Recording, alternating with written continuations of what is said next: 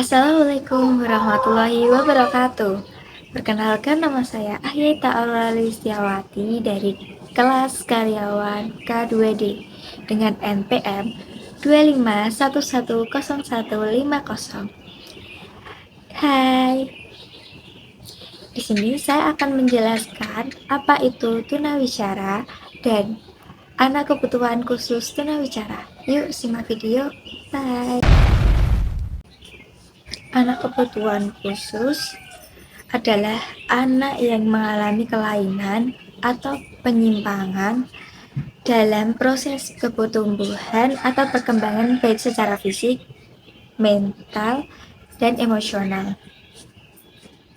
Anak kebutuhan khusus atau AKK ini juga dibandingkan dengan anak normal pada umumnya, mereka memerlukan pelayanan pendidikan yang khusus. Fasilitas kebutuhan khusus 1 SLPA, khususnya penyandang tunanetra. 2 SLP, khusus penyandang tunarungu. 3 SLPC, khusus penyandang tunagrahita. Yang keempat SLD, khusus penyandang tunadaksa. Yang kelima SLBE, khusus penyandang tunararas. Yang kelima SLBG, khusus penyandang tunaganda. Tunawicara adalah mereka yang menderita tunarungu sejak bayi atau lahir karena tidak dapat menangkap pembicaraannya. Kemampuan bicaranya meskipun tidak mengalami gangguan pada suaranya. Pada psikolog mendefinisikan bahwasana tunawicara adalah gangguan atau hambatan yang dialami oleh anak sehingga sulit melakukan komunikasi secara verbal yang dimengerti oleh lawan bicaranya. Kesulitan tersebut terjadi karena gangguan suara, artikulasi yang kurang jelas. Faktor penyebab anak tunawicara.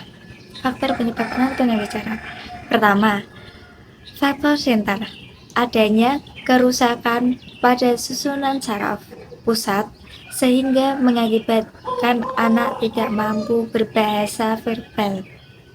Yang spesifik, mengalami keterbelakang mental, autisme. Yang kedua, faktor perileval, gangguan sensoris atau fisik, terutama gangguan pendengaran. Anak juga bisa mengalami tunawicara ketika motorik yang berhubungan dengan kemampuan berbicara tergantung. Yang ketiga, faktor lingkungan dan emosional. Anak mengalami pelantaran atau penganiayaan maupun gangguan dalam perilaku dan emosinya. Yang keempat, faktor campuran, gabungan dari faktor sentral, periferal, dan lingkungan yang dapat memicu anak menjadi bisu. Tanda-tanda anak tunawicara. 1.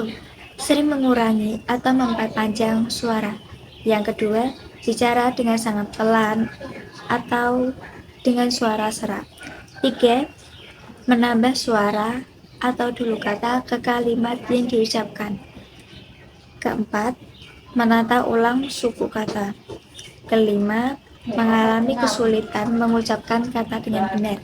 Yang keenam, tampak berusaha keras untuk mengucapkan kata atau suara yang benar.